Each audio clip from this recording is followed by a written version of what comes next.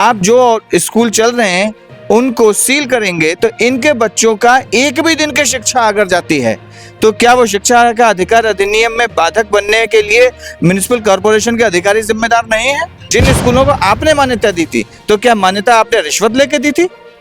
जब मान्यता देने के टाइम पर क्या आपने इन स्कूलों के कागजों की चकासनी नहीं की थी? कॉर्पोरेशन हमसे टैक्स तो ले रहा है लेकिन सुविधा के नाम पे कुछ नहीं दे रहा है। आप सब लोग अपने पुलिस स्टेशन में भी इस बात की दीजिए कि टीपी फाइनल हो गई। टीपी फाइनल होने के बाद उस पर टीपी में जो भी व्यवस्थाएं थी उनको लागू ना करने के पीछे कौन जिम्मेदार अधिकारी है? न्यूज़ फॉर भारत हमारे इस मंच पर मैं आरिफ आलम आप तमाम का बहुत स्वागत करता हूं। इस वक्त मैं जहां पे हूं अहमदाबाद का जूहापुरा सरखेज का इलाका है। इस इलाके में 7 से 8 लाख मुस्लिम समुदाय के लोग रहते हैं। जहां इस इलाके में रहने वाले लोग अपने बच्चों के बेहतर भविष्य के लिए सपना देख रहे हैं, वहीं दूसरी तरफ अहमदाबाद म्युनिसिपल कॉरपोरेशन उन बच्चों के सपने को रोकने की, उन बच्चे के सपनों को रगड़ने की, उनको मिटाने की कोशिश कर रही है। ऐसा इसलिए कहना पड़ रहा है कि जहां सरकार की जिम्मेदारी होती है कि इतनी बड़ी मुस्लिमों की आबादी है वहां पे अच्छा स्कूल, अच्छा कॉलेज हो, लेकिन इसकी जगह पर जहां बच्चे पढ़ने के लिए जाते हैं उन्हीं स्कूलों को सील कर देती है। जानकारी के मुताबिक अहमदाबाद के 13 स्कूलों में कुछ स्कूलों को सील कर दिया गया है, वहीं कुछ स्कूलों को नोटिस दी गई है सील करने के लिए। ऐसे में बड़ा सवाल ये उठता है कि क्या आरटीई जिसे सरकार ने बनाया है, इस कानून का उल्लंघन सरकार ही कर रही है। हमारे साथ में मुजाहिद साहब हैं। मुजाहिद साहब एक लंबे वक्त तक गुजरात में आरटीई को लेकर काम कर चुके हैं, उन्हीं से बातचीत करते हैं। मुजाहिद साहब, सबसे पहला सवाल ये है कि क्या ये सरकार अपने ही कानून का उल्लंघन कर रही है? शुक्रिया न्यूज़ फॉर भारत के दर्शकों का कि इस महत्वपूर्ण विषय पर वो लोग अपना हम लोगों की एक चर्चा देख रहे हैं। शिक्षा का अधिकार अधिनियम 2009 में बनाया गया और 2009 में जब ये कानून बनाया गया तब कहा गया कि भारत का प्रत्येक नागरिक, उनका जिसकी उम्र 6 साल से लेकर 14 साल तक है, उसको मुफ्त और अनिवार्य शिक्षा पाने का अधिकार है। तो सरकार की जिम्मेदारी थी कि वो ऐसे प्रयास करे कि देश के किसी भी 6 से 14 साल तक के बच्चों को शिक्षा से वंचित ना होना पड़े। इसके लिए सरकार को करना क्या था? स्कूल खोलने थे, स्कूलों में व्यवस्था करनी थी।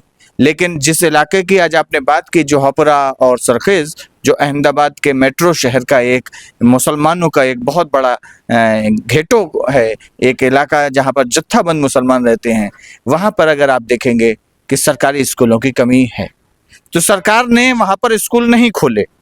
तो यहाँ के बच्चे कहाँ जाते हैं? तो यहाँ के बच्चे ट्रस्ट के द्वारा चलाए जाने वाले लो कॉस्ट प्राइवेट स्कूल्स में जाते हैं, जिनको मान्यता भी सरकार ने दी है।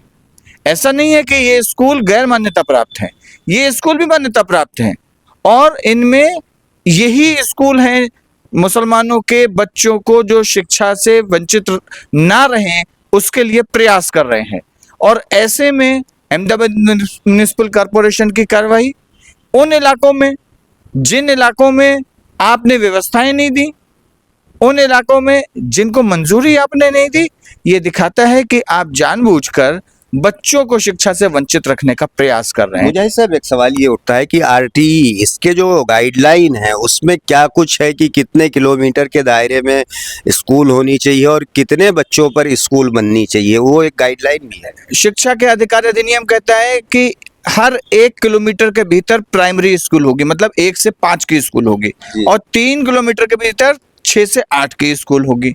लेकिन ये 1 किलोमीटर अगर आप शहर में है तो 1 किलोमीटर में, तो अगर आप जैसे जौहापुरा में 1 किलोमीटर है तो यहाँ पर तो आपको 5 स्कूल खोलना है।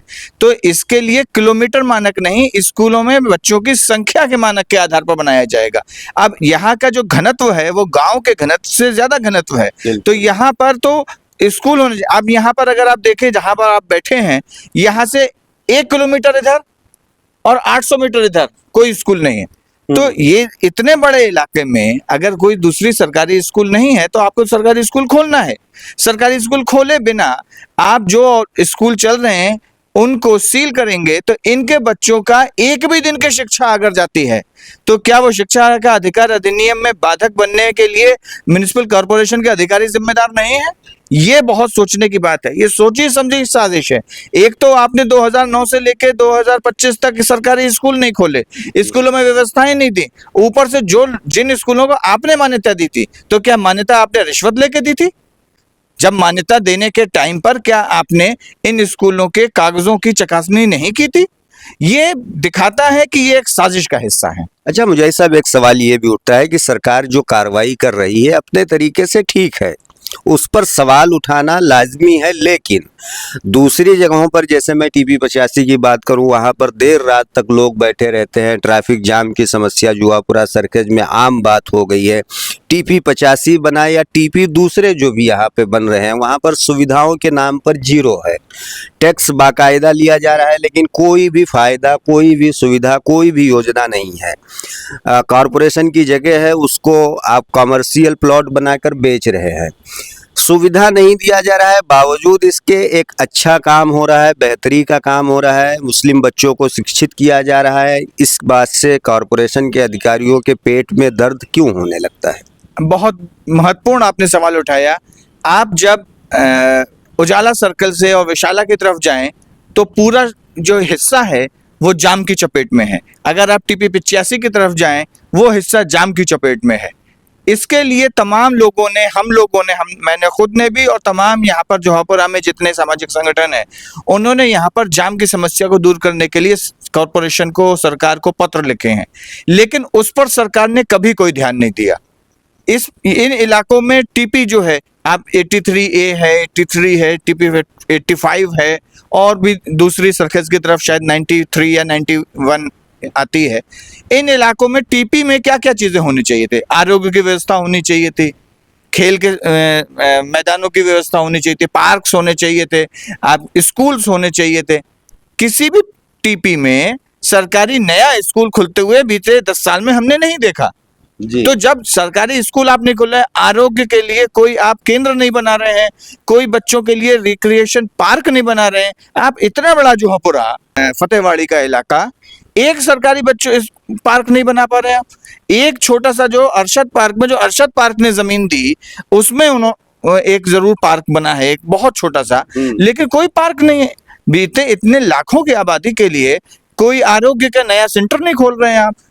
तलाटी का कोई ऑफिस यहाँ नहीं है, यहाँ पर नया कोई अंग्रेजी या गुजराती या उर्दू माध्यम का स्कूल नहीं है, बच्चों के लिए, बड़ों के लिए, एल्डर्स के लिए कोई पार्क नहीं है, कोई लाइब्रेरी नहीं है, यहाँ पर कोई सरकारी स्पर्धा में भाग लेने वाले कोचिंग सेंटर की व्यवस्था नहीं है। तो कॉर्पोरेशन हमसे टैक्स तो ले रहा है लेकिन सुविधा के नाम पे कुछ नहीं दे रहा है। अपनी जिम्मेदारियां अदा करने की जगह पर मुसलमानों की कमियों को तलाशा जा रहा है, ऐसा कह सकते हैं? बिल्कुल, ये जानबूझकर मुसलमानों के इलाकों में जो सरकारी नियम कानून है उसको लागू ना होने के कारण उनको तोड़ना, उनको सील करने जैसी कार्रवाई की जा रही है, जबकि इन अधिकारियों के ऊपर मुकदमा होना चाहिए कि टीपी की योजनाओं को लागू नहीं करने के लिए कौन अधिकारी जिम्मेदार है, उनको ऊपर भी मुकदमा होना चाहिए। मैं तो जनता से भी अपील करूंगा, आप सब लोग अपने पुलिस स्टेशन में भी इस बात की दीजिए कि टीपी फाइनल हो गई।